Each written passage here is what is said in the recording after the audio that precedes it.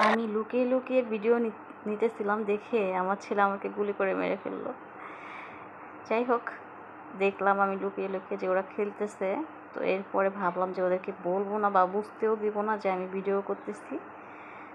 তো চুপচাপ আমি ওদের ভিডিও নিচ্ছিলাম যে ওরা কত সুন্দর খেলতেছিল। এরপরে আমার ছেলে দেখে তো দেখতেই পাচ্ছিলেন আপনারা যে আমাকে গুলি করে মেরে ফেলতেছিল। তো যাই হোক, ভালো থাকুক ওরা, সবসময় দোয়া করি। এটা হচ্ছে পাশের ঘরের বেবি আর হচ্ছে আমার ছেলে আর কি। তো দুজনে অনেক খেলাধুলা করে, যখনই সময় পায় তখন। তো বন্ধর দিন শুক্রবারের ভিডিও এটা। তো ওরা দুজন খেলতেছিল, আমি ভিডিও করতেছিলাম।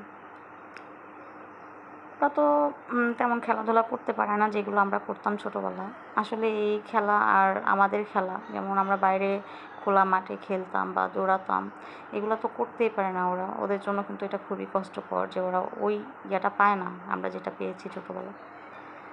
আর ওরা তো চার দেয়ালের মাঝে বন্দি থাকে, দেখা যায় স্কুলে গেলে স্কুলে, মাদ্রাসায় গেলে মাদ্রাসায়, এরপর হচ্ছে বাসা। তো হঠাৎ যদি কোথাও যাওয়া হয় ওটা হচ্ছে আলাদা ব্যাপার, এছাড়া ওরা কিন্তু ওই ইয়েটা পায় না। যাই হোক, পরে আমি বিকালবেলা আবার ছাদে আসলাম আমার পাশের ঘরে আপুর সাথে, এবং আরও অনেকে মিলে আমরা ছাদে এসে একটু আড্ডা দিলাম। তো দেখলাম যে আপুর গাছে ভালোই লেবু ধরছে, মানে পাতার থেকে লেবু ভালো মানে বেশি দেখা যাচ্ছে। আর ওয়েদারটাও এত সুন্দর ছিল। কিন্তু একটাই প্রবলেম ছিল, সেটা হচ্ছে গরম ছিল, প্রচণ্ড গরম ছিল সব জায়গায়, বাসা মানে ছাদ সব জায়গায় গরম। রোদ ছিল না, কিন্তু অনেক গরম ছিল।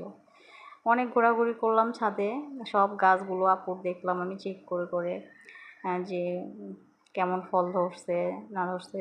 আর এ পাশে ছিল খুরমা খেজুরের গাছ, মানে সৌদি আরবের খেজুরের বিচি আপু ফালাইছিল, তো হয়েছে আলহামদুলিল্লাহ। তো নিচের ভিউটা নিলাম, আমার অনেক ভয় লাগতেছিল, আমি এবার সাইডে বেশিক্ষণ দাঁড়াতে পারি না। এই পর্যন্ত ভিডিওটা কেমন হয়েছে